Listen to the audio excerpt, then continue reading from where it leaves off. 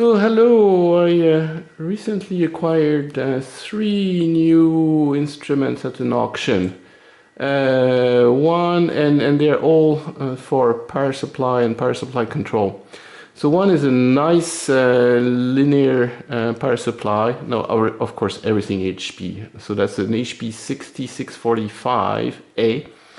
And the one thing it does that I didn't have, it goes up to 120 volts DC. It's not that super powerful, about 200 watts, a linear power supply. And then you can control it to an incredibly fine amount of current. There we go. Look at that, that's the current limit here. So let's put it at half an amp. There you go. 5.0000. There you go. And then voltage, let's put it at 5 volts. All right. And here it came with it is an old DVM, but it's nice. It has quite a few digits. So if I turn this thing on, somewhere on off, bonk, 5 volts. So good news, they both agree. And but what I was really interested in was this instrument at the top. That's an HP 6060B. It's an electronic load.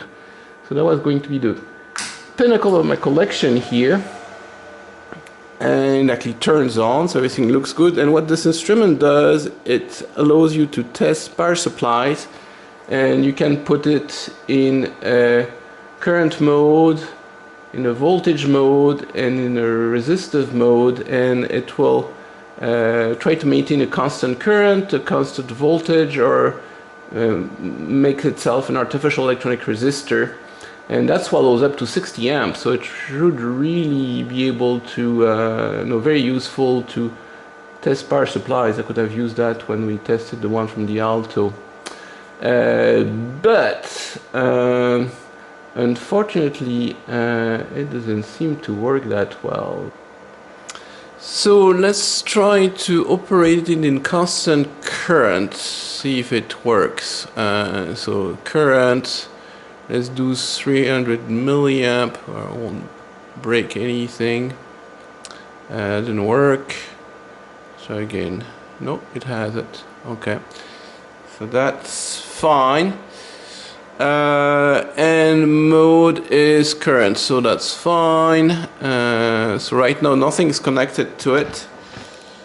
But if I connect the supply, you would expect, since this one here is limited at 0.5 amps right now, so it should not kick in, and it should deliver its 5 volts over here, and this should ramp up to 0.3 milliamps. So let's put it in, and weird things happen. So it shows that it's limiting at 0.3. But here the voltage has dropped to 1.2, which tells me that something is cheesy here, because this either the power supply is not able to supply the current, or it has kicked into current limit mode. And actually you can figure which of the two that is, because I have hooked my ammeter on it, and the current is 0.5. So that tells me that this guy is telling me crap, and this guy is actually the one that's working is a power supply, and the one that's not working is a power supply tester. So let's try to reduce it to 4300, and that dutifully follows. So the power supply is fine, but somehow my fancy electronic load is not doing what it should, and it looks like it's acting like the pseudo short. And actually, if I do the input off, it does something weird too. It still leaks some current through it. Uh-oh, okay. So that probably tells me something. And that there is a short in the bank of transistors. You can see the inside of that stuff. It's pretty complicated. And here are all the FET transistors that do the load, and I guess one of them is not turning off completely. What if I do a short on, and it's actually a short, so it's kind of working and kind of not working. Alright, I guess I have one more instrument to repair, but that should be well worth it. So, as you can tell, this is a more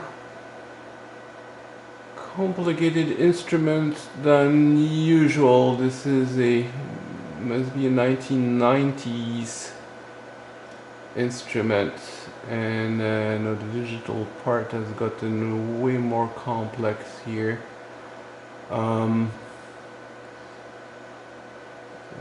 that's the board.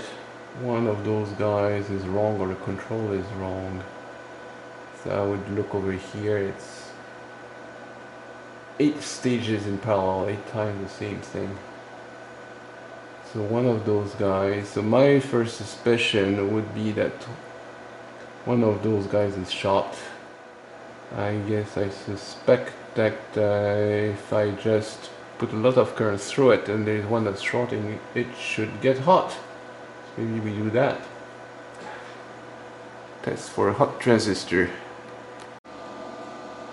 So here are my power FETs, 1, 2, 3, 4, and there's 4 more on the other side. Okay, it's well heat sunk, so maybe I'll unscrew them to break the heat sinking and show some current through this, see what happens. Right, okay, got it. Alright, so you can pull them away so they don't have much thermal contact. Let's see if we get 1 amp. Actually, it's not even on and it's sinking some current. 1.5 amp should feel it.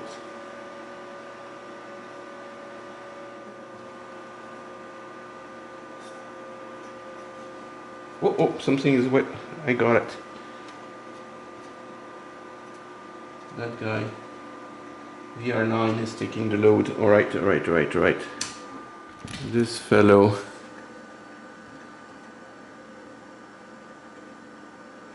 is taking the load.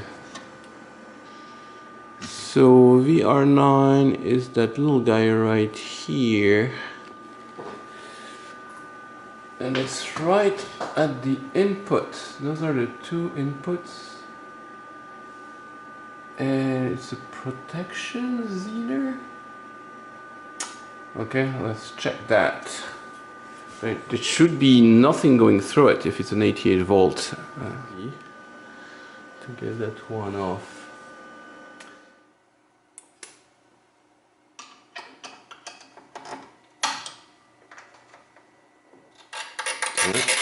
Comes right out. Alright, well, that wasn't too hard. It's going to be hard to find a replacement for that thing. Let's measure it. Okay, so that's a good excuse to give my curve tracer a little of exercise. So let's put that guy in division, and it should not conduct in the reverse side at all. Oh boy, and okay, it's called a short. So that's normal, but it should go here and then actually continue out to 20 volt per division over here where it should have the breakdown. So that's a dead diode, okay. Alright, bad Zener diode. A high voltage, high power one. Did its job, it probably protected the machine, but it died, gave its life up for it, so in the bin of bad vintage parts it goes. So I found actually what type of zener it is. It is actually a TVS, Transient Voltage Suppression Diode. It's a zener that's optimized for transient suppression, and it can source very high amount of instantaneous power, not that much continuous, 400 amps. And the one I want is this guy, this fellow, 820 kPa 88A. So unfortunately I couldn't find the right TVS replacement for an 88 volts. It's not in stock at DigiKey, and you have to order 100 and pay $1,000 and wait 12 weeks to get it, so it ain't gonna work. So instead I found a 33 volt for 50 cents at my surplus store, and I thought maybe we can put two in series and be up to 66, which would be close enough. The instrument is rated for 60 volts. So let's make a little experiment, figure out first if they actually are 33 volts as advertised. Actually they are. So that's the 4 diode that you don't care about. So this is an avalanche diode. So this is 20 volt per division. This is exactly 33. If I turn it to 10, it's pretty darn close. Okay, so let's go back to 20 per division over here. And let's put 2 in series. See what? 2 TVS's and see if it actually goes to 66 volts. And that's 40 volts, that's 60 volts, so that does the application I wanted. And yep, that's 20 volts per division is exactly 66 volts. So I'll assume you can put them in series. Okay, here's my beautiful $1 repair.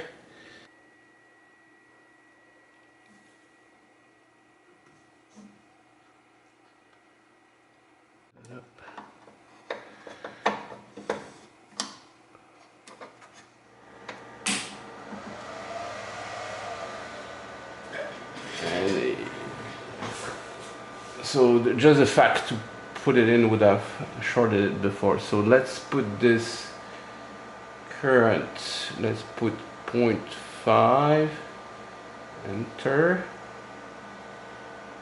and oh, it works. Huh. It works. So now I have 0.5 current here, and this is still giving the 5 ohms. So let me see if I can get the current a little less. 0.4, and it dutifully follows over here. If you can see, it's 0.4. Okay, so now that we have repaired the electronic load, we finally get to play with it. So welcome to my wonderful test setup in a kitchen cart. That's going to be the test setup for bringing up power supplies. So I have the newly repaired electronic load, the DVM, and I put my laboratory grade linear power supply at the bottom. And to measure noise, I have my trusty oscilloscope. And for good measure, I hooked up the RF spectrum analyzer set up for low frequency, 0 to 500 kilohertz right now. The power supply is not turned on, so watch if something happens when I turning on the transient, of course. And not much visible here. We'll look at the RF analyzer later, but that's as expected. It's supposed to be a very quiet power supply, so let's set it at 5 volts and with a current protection at 1.2 amp. Boom. So let's set up the load. Current is at 1 amp.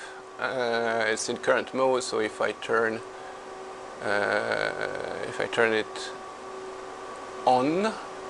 Okay, so far so good. It jumped a little bit. This is off, is at 5.01.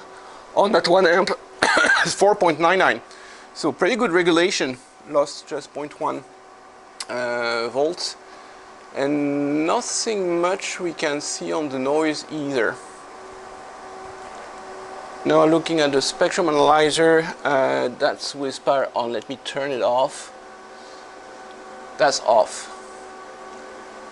So that's basically my system with power off, and that's on, the power supply drawing an amp. So it looks like it's adding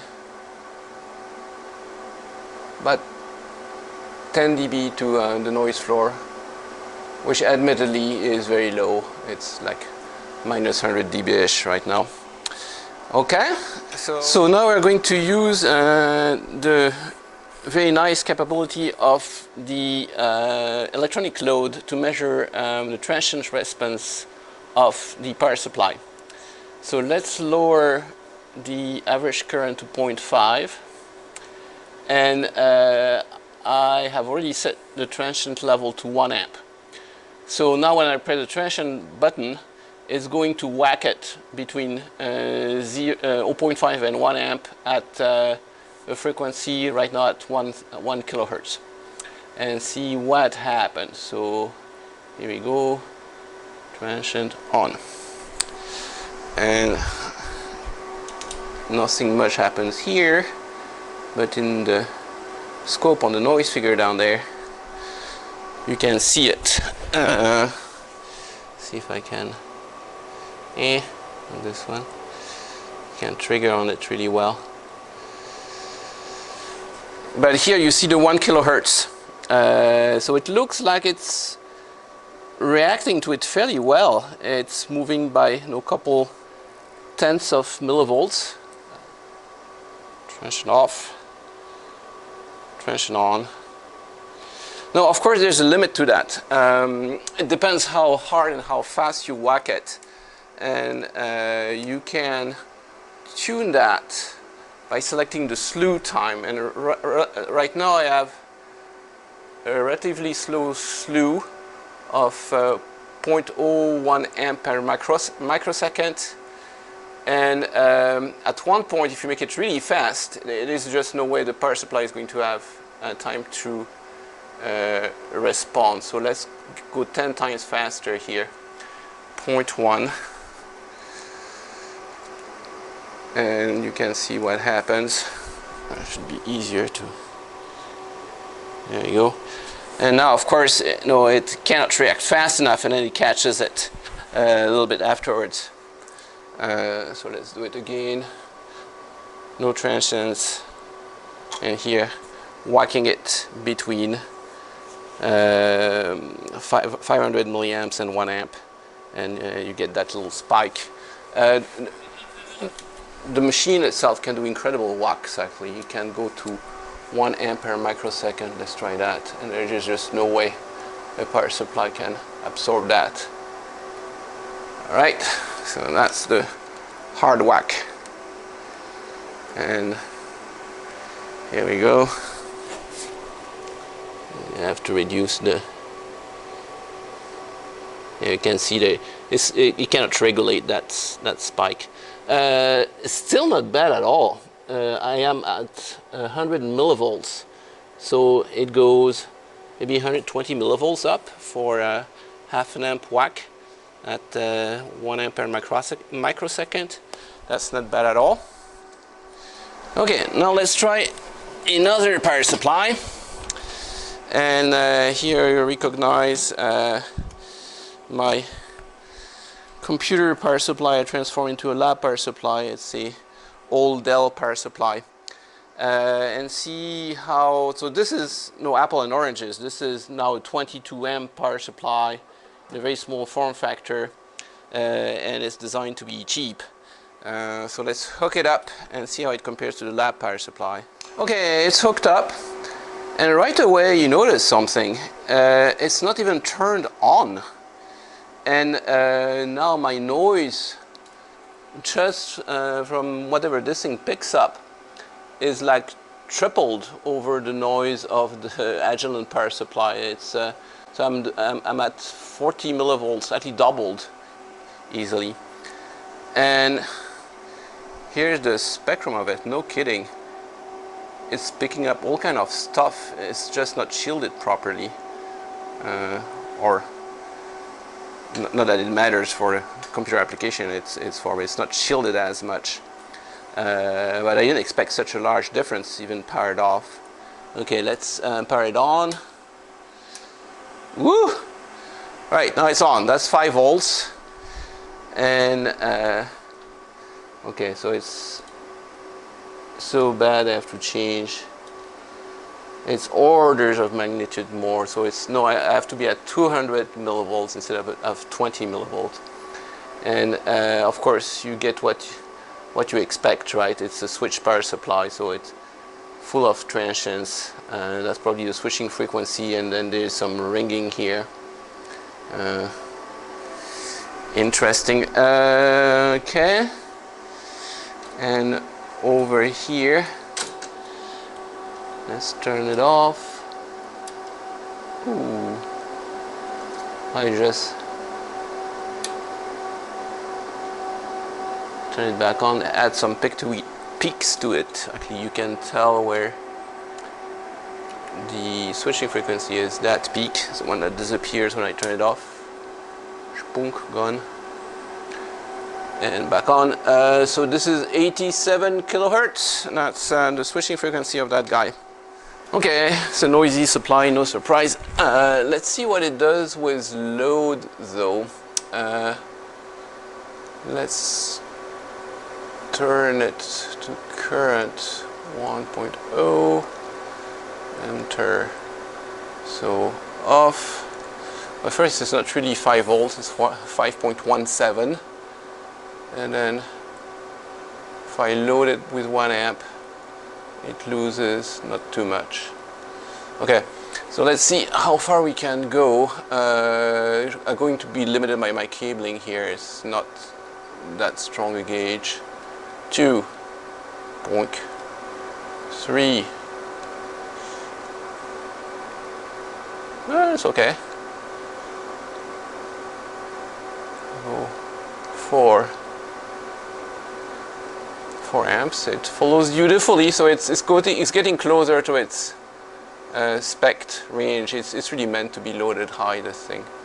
So 5 amps. All right. How are my wires here? Not too warm. Okay, 10 amps. Current 10. It's holding up pretty nicely.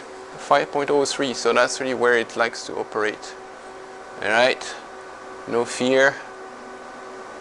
That's what this thing is made for. 15 amps. And now just dip below 5. And let's go to its maximum rating. 20 amps. And here we go. It's so I'm going to stop it because my cables are not going to be happy. But it's a supply that that passes the test. No, you draw 5 amps, 20 amps, and it stays at 5 volts. It's a good little noisy power supply, and a great tool here to check power supplies. The HP6060B electronic load.